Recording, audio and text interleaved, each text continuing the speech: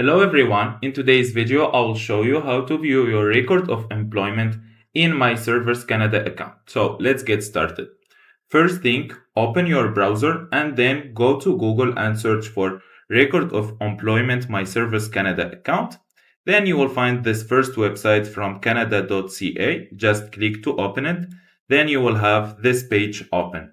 Once you're on the page, you will find this one. So if you are not an employer, you can access through this link. So when we click on it, you will find this page.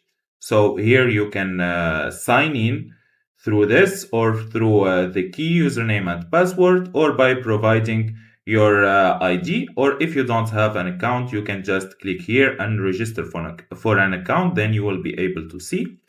If you are already an employer, so basically you can sign in with the GC key or sign in with your bank account. And even if you lost your password or login information, you can click here, forgot your sign in, and then they will guide you. So basically, and if you don't have any account, so you can click here and register. So if you find this video helpful, don't forget to like and subscribe in the channel. Thank you for watching.